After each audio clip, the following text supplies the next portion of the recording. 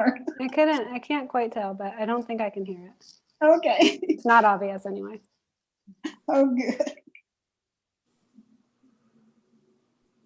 Okay, Byron, we are live. I see it on the stream. Are you ready? Live on YouTube. Yes, we are. Evidently, Byron is muted.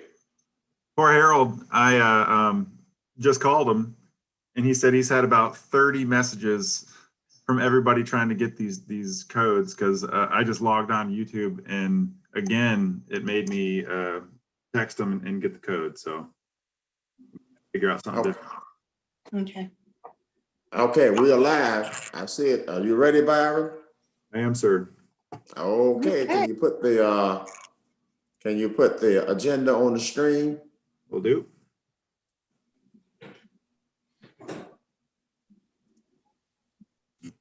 Hello, everyone. Just jumping out of policy, and I can jump in here for about 30 or 45 minutes. Yay, Okay. Byron, it worked. It worked. I just was popping in to make sure. Thanks, Lisa. I talked to Harold, and Harold said that he's had quite a few people. It's been messing up, but I just wanted to pop in and make sure it was working for you. Yeah, I think we just got it working. Good. All right, Mr. Worthy, can you see the screen? Yes, I can. As I stated, we have a quorum.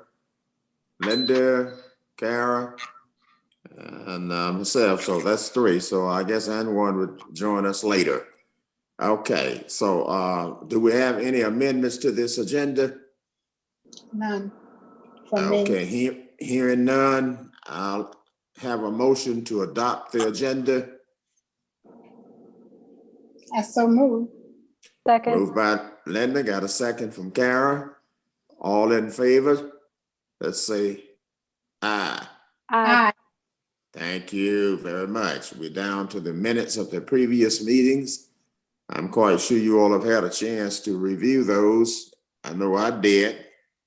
And so I'll entertain a motion to approve the minutes for the previous meeting. I move that we approve the minutes from the October meeting. Okay. I second that motion. Okay, moved by Kara, second by Linda. All in favor? Aye. Aye. Thank you very much. Motion carried. Okay, down to you, Byron. All right, not to apologize, Mr. Worthy. I think I did spell your last name incorrectly a couple times in there. I better cut that, okay. All right. Didn't catch that. And so what I try to do is highlight the good stuff in green, the stuff that we got to keep our eye on in red. I'm going to try to do, I don't know if you guys can see it very well. On the left hand of the screen, I'm going to keep the narrative, and on the right hand of the screen, I'm going to go through financials. Okay. So starting out with our cash and fund balance, we're continuing to track above where we were in FY20.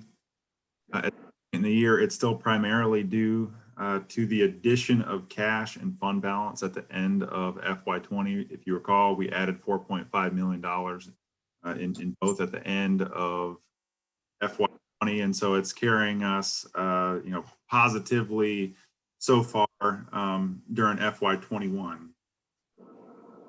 And keep in mind, we have budgeted to spend more in FY21 than we're going to bring in. So I still anticipate this yellow line here, which is our cash and investment position, and also the yellow line down here, which is our fund balance position, to dip below and end up below this blue line by the end of the fiscal year.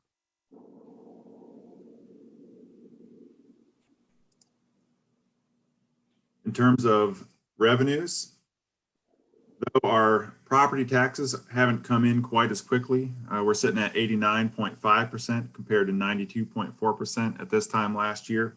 We're still slightly ahead. We're at 62.1% of our total budget compared to 60.5% a year ago.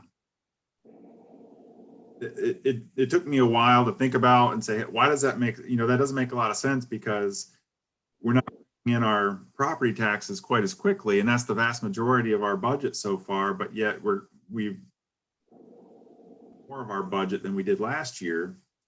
And the reason for that is the weight of revenues this year, we're more reliant on these property taxes, which come in quicker and earlier on in the year than our QBE does throughout the year. So if you recall, QBE, we've got austerity of about $7.5 million that we anticipate right here, this line item here.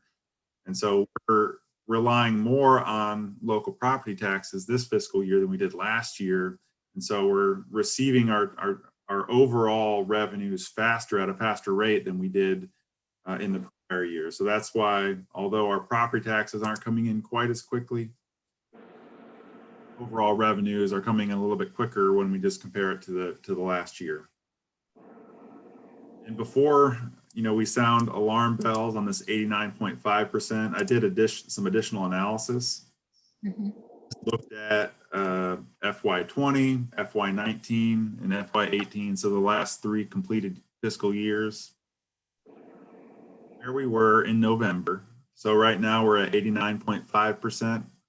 Last year at 92.4%. We were at 89%.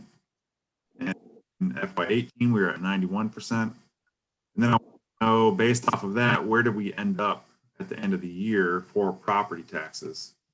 So last year we were at 92.4%. We collected a lot really quickly.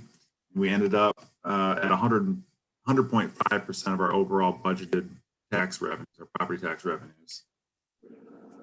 That we're at 89%, which is a little bit lower than where we're at right now, and we ended up at 99.4%. About it, we're above where we're at in FY19, below where we were at in FY20, and so we'll probably be between that somewhere below 100.5 and above 99.4 if the trends are the same as they have been in years past. So it's probably going to be very close to 100%, if not a little bit less. And I know that the next question is, did we get any word from the tax commissioner? And I actually called Tony Meadows and had a pretty long conversation with her yesterday. We looked and said through the end of November, they have collected 94.75% of their overall taxes that are assessed. So the difference between this and what we've recorded so far is just going to be a timing issue. And conveyed to me that what they budget and strive for at the end of their fiscal year, which lines up with ours, they want to reach 98.5% of everything that's taxed. She said, based off of 94.75 at this point in the fiscal year, she says that she's fairly confident and feels comfortable that we'll hit it. So she's thinking. So what does she attribute that to? Do you think that the current situation with employment and unemployment is having an impact on our tax collections? She didn't seem to think so. She said that we may see more the next fiscal year, but this one, so far, all collections appear to be on par with years past. So she didn't seem to have any areas for concern when I spoke to her. I think that's so interesting. I know I don't necessarily understand the logic or the intuition behind it, but I think she's looking at just the collection rates and measuring it up to that overall 98.5% of what's they anticipate to collect during the fiscal year, and she thinks that they're on track. Okay, and this is the fiscal year, I'm making sure I'm clear, this is the one that ends June 30th, right? That's correct. Okay.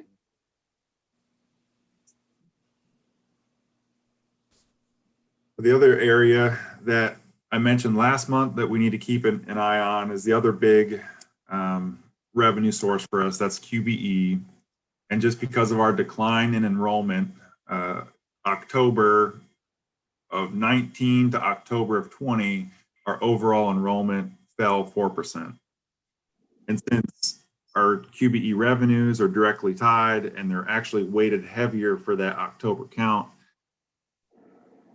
probably anticipate a reduction in our QBE, not austerity, but our overall earnings, what we earn before austerity for FY22. Does that kind of make sense? That it will be down, yes. So that doesn't affect this current year, but it would affect the next fiscal year? Dr. Dykeman, the only way that it affects this current year is it goes into effect and it actually starts in July. But as a board and for the way we account for our revenues, we can actually count and we accrue July and August back to June. And so if that revenue is reduced, if we see a reduction either through austerity like we did this year or last year, or if our FTE falls, we accrue back to this current fiscal year is going to be less than what we originally anticipated and budgeted for. So it will affect it marginally. It's hard to calculate how much at this point, but it will affect this year, just like. Okay. Byron, I feel compelled to say this. But the QBE legislation, and it's been in effect for some while now. In fact, Joe Frank Harris was the governor that pushed all of this through. And I was sitting here trying to go back and put up some of the formula in my head, and I can't, because at the time I was studying at University of Georgia, and one of the, in fact, school finance course, one of them that I went through, the professor required us to go through that entire new piece of legislation, QBE. But anyway, I'm saying all of this to say this. It's nowhere near what they said that it would be. And I've asked this question before. I don't understand how the General Assembly can pass something, the governor would sign it, and still funding for school systems cut short. I don't understand that, and I don't see how they get by with that. But anyway, do you follow what I'm saying? I think there are several shortfalls when it comes to the QBE funding formula. And there's been efforts year after year after year to update it. And I had a discussion with Tom Porter just the other day about the QBE formula and the efforts that have been made to amend it or change it. But when you think about it, the state's got one pool of money, like one bucket of money that they're trying to figure out which schools get what. And so as soon as you start amending and changing the QBE formula, there's going to be some districts that gain and some districts that lose. It's kind of a zero-sum game. And so politically, it's really challenging to make any changes to the QBE formula. Yeah, and I often think about this. If we May I didn't have, someone was saying something. Yeah, Mr. Worthy, this is Mike. I was just going to chime in that one thing, the formula itself is not in the legislation. It's all regulatory. So it looks good in what the legislation passed way back during Governor Harris's days. But the way it's implemented is all administrative. And they do update, but they don't do just an inflationary adjustment each year. They do these surveys of what they think it costs to provide things, and that's the formula. So that's where the slippage is. Well, I thank you for that, because in studying that legislation, in fact, it was, thick. And I know it was trimmed down. So I'm sitting here still thinking that we're going by the formula, but you just explained that. And I often think about this too. if we didn't have a stable, darn good tax digest in Clark County, we would be in trouble. The budgets that we would try to put together to run this school district, it would be millions and millions of dollars short, but hopefully we'll be able to keep it at 20 meals. Thank you, Mr. Worthy. Okay, Okay, moving forward, looking at our expenditures, we're continuing to trend slightly ahead of the previous year in terms of how fastly or how quickly our expenditures are taking place. We're at 31% compared to 30.3% last year. And I did highlight a couple areas where we are demonstrating savings, and then other areas where we're kind of overspending. And we'll get a little bit more into that once we look at the cash flow. It'll be a little bit more apparent. Areas demonstrating savings are going to be instruction. We're at about 26.5% of our overall budget so far, as well as maintenance and operation. And student transportation. So these numbers, although they're not quite consistent based off of what our trends are in the past, you'll see that those are areas that we anticipate to save some money in. Looking at our cash flow projection, I did add something to this, and I think Larry had presented it in the past. His fund balance projection, where he graphed and tracked either what he anticipated to add or decrease from the budget using this cash flow projection each month. So last month we had said what we anticipate dipping into our fund balance was about 4.5 million. Now trending a little bit positively, it's about 4.25 million. So that yellow line, that's what we're expecting. The blue line, that is our budget. So we started out, I think it was about $2.8 million that we anticipated spending more than we're receiving. So our fund balance is going to decrease. And then in September, we transferred out the money for the Prince Avenue project, and we also budgeted for that. So that's another decrease to our fund balance. So the yellow line, although we're anticipating a decrease of $4.2 million, that's actually less than we budgeted to go in the hole. If we scroll over to the right, areas of savings that I had mentioned, instruction up here at the top. You make this larger. okay, good. Okay, so we can start up at the receipts, property taxes. It's kind of challenging, but right now projecting to maybe not collect about $500,000 of what's budgeted.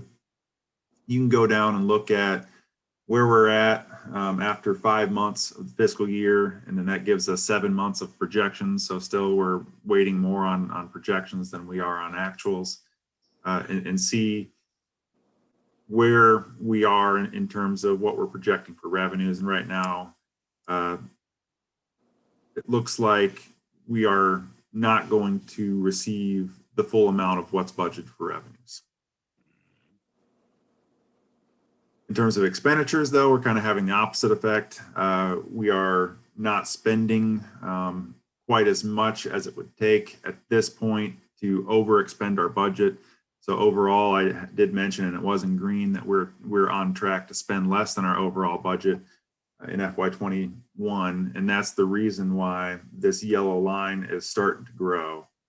And what I anticipate is that this yellow line, it will continue to trend closer to zero. I mean, I don't think it's going to end up being balanced, but it's not going to be quite as much as we had budgeted going into the hole.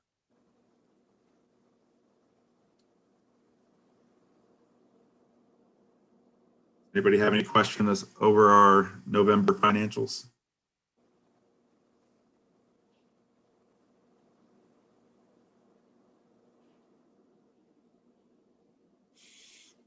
Hearing none, I'll move on to our supplemental report. The only change from the previous month, I added in the Hallboo Smith September invoice of $11,632. Total of $158,000 of our $199,000 budget gives us $41,000 left in our legal services. We are still yet to have any board member travel.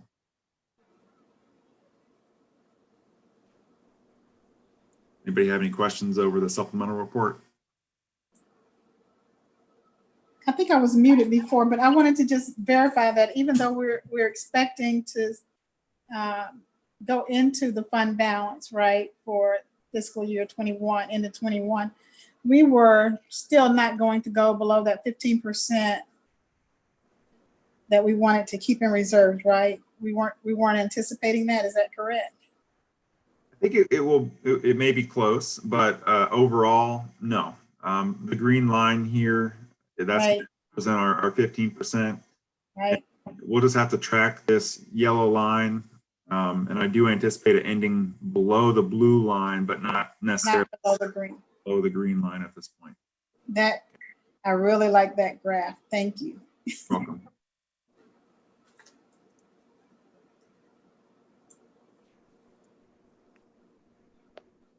Okay, Mr. Worthy, would you like to go on to the discussion items? Yes, okay, now I got the agenda on the screen. Yes, go to the discussion items. Okay, first off, what I did is roll forward the budget schedule that Chris Greiner had presented last year. It's kind of a high level, what we have internally in terms of a budget schedule. It's much more granular. It kind of gets into the weeds and the details. But overall, this is the big picture, the big timing of the FY22 budget. And this is what I anticipate sharing with the board to approve in January. So if there's any questions or any discussion about it before I do that, we'd be happy to talk about it. I don't know where we talk about this, but when we're looking at February 2021, we're looking now at fiscal year 21-22, right? And so as we start looking at the salaries and benefits, what are we basing that on? Because right now, we only have like half of our students in class, right? In person, in face-to-face classes. Are we anticipating that number staying constant? Are we building for the assumption that we're going to have full return to classes of all of the students? And what is the cost differentiation in terms of the in-person and the online instruction? Overall, Ms. Davis, we are continuing to pay salaries, whether or not that instruction is virtual or if it's face-to-face. Okay, so that won't change. Yeah, all of the salaries and benefits, for the most part, are the same. I can say this go round, the cabinet has elected for last year for substitutes. We contract with ESS, a third party, to provide our substitute services. And what we had elected to do last year is kind of pay each substitute their average rate. Okay. So even though they're not continuing to sub for us, we wanted to keep them available for when we do go back face to face. And that was kind of the thought process. The intention behind continuing to pay them the average rate is so that when we go back to school, we still have this workforce ready to jump right back in again. And so this go around, when we did go all virtual, we've elected not to continue to pay those average rates. And that not only applies to our substitutes, it also applies to our bus drivers who they get for 20 hours. And then oftentimes most bus drivers would do extra routes and work some hours in addition to those 20 hours. Mm-hmm. And last go around, we paid them their average amount of hours that they exceeded the 20. This time, we're only going to pay actual hours that are worked. Wow. there's going to be a little bit more budget savings. I think this go around, but for the most part, what's But budgeted. now if we do that, what is the backlash on that? Because I keep seeing things about we need to hire bus drivers, so. Will that change adversely impact their willingness to stay with us?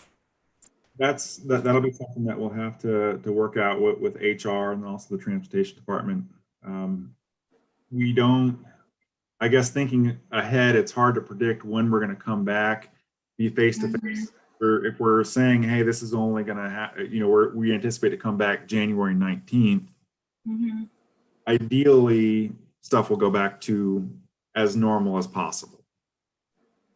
So Well, I tell you what, I want to chime in about the bus driver situation here. And obviously, I'm not HR, but just anticipating what has happened over the years, you're always going to have a high turnover rate with those employees. Many times people they don't realize that bus drivers are part-time employees, and it's just difficult to hold on to them. Some of them may go and find a full-time job. So, but anyway, it's just a high turnover rate with those employees. Byron, you brought up substitute teachers, and we talked about this in our last regular board meeting.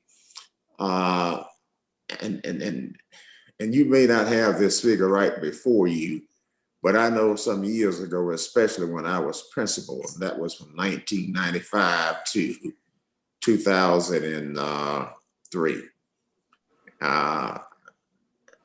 This system was only getting $250,000, $250,000 from the state to hire substitutes.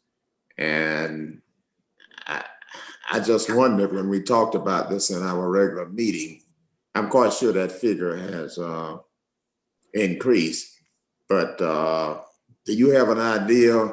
Do you have that with you now? If not, I understand how much money we get from the state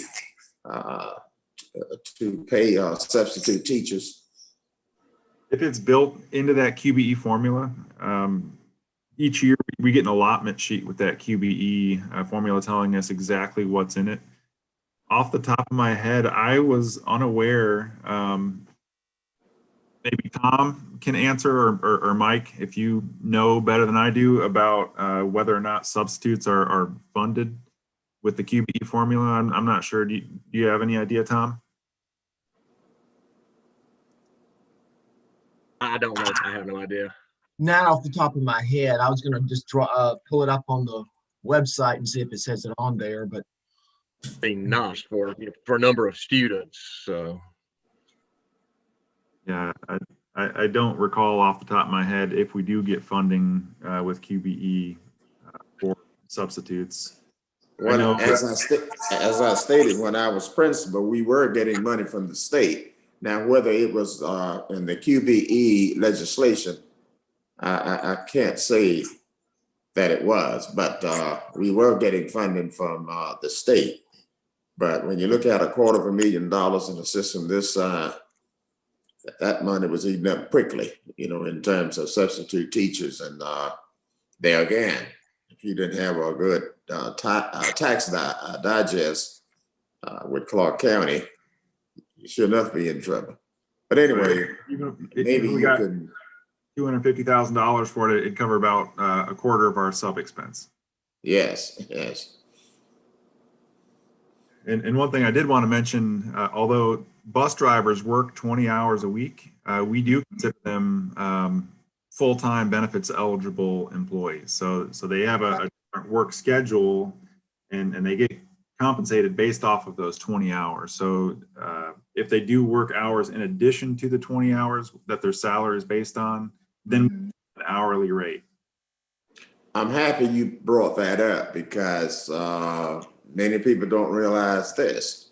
When you're a part-time employee, your employer do not have to pay you benefits. So that's a plus that Clark County would do for the bus drivers. And I don't know, 4 or 5 years ago, especially when money was tight and of course revenue was down at the state, they were talking about not providing benefits for bus drivers. And but in fact, I think they actually said, no, we're not going to do it. But at the time, with the superintendent, and that was Dr. Lanou, went ahead and built it into the budget. But that's a plus because, as I stated, part-time employers don't have to pay benefits. Some people look at Walmart, and people don't know this. Walmart has mostly all part-time employees, and there's a reason for that. They don't have to pay them benefits. That's true. Okay. Big savings. Yep. Okay, the second discussion item that I have, last board meeting, I presented and shared with you the state's revenue report. And when I shared that with you, it was through October. Since then, they've added another month. And just like CCSD, they put out their financials every month. It's usually about the 10th to 12th day of the month that they put them out there. But check this out. So November 19 compared to November 2020, we're talking about pre-pandemic. So November 19, that was before COVID. So we're comparing November 2020, which is post-COVID. Yeah. It's up 8.5%. That was amazing. That is just 1 month. So we're looking at November of 20 to November of 19. So for 1 month, it's up 8.3% overall revenues at the state level. Mm-hmm.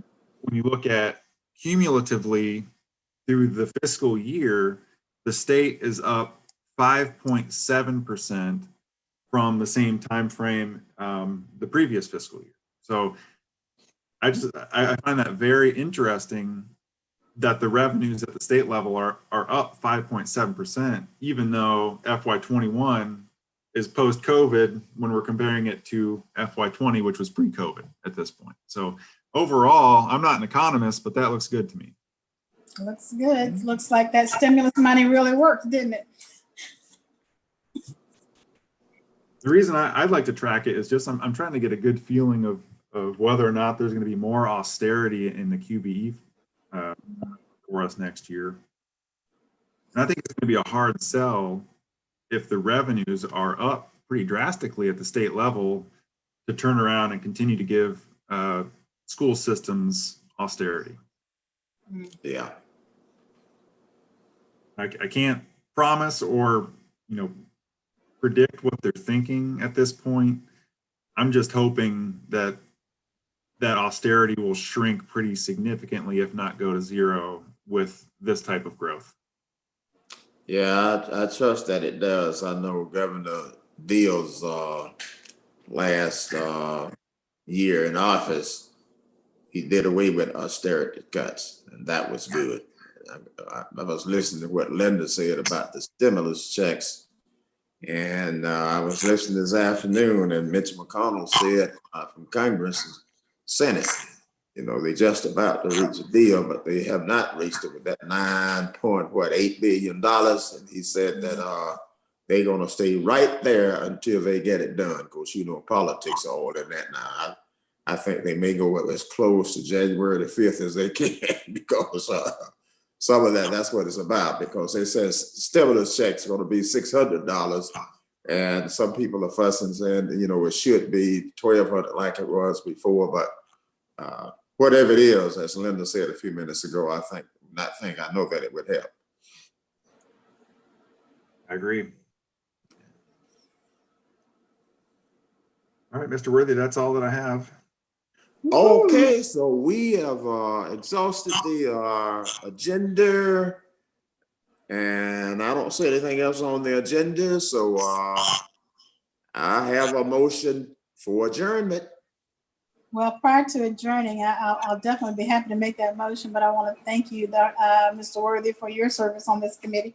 Really appreciate it, Byron. I really appreciate the thoroughness of the reports that you're giving and the clarity of the information. So maybe I've just been looking at it long enough that I'm beginning to understand it easier, but I really appreciate the work that goes into these reports. With that, I will again thank this entire committee for their work and the administrative staff and you, Mr. Pruitt, as well. Thank you, Dr. Thomas, for your leadership here. And I make a motion that we adjourn.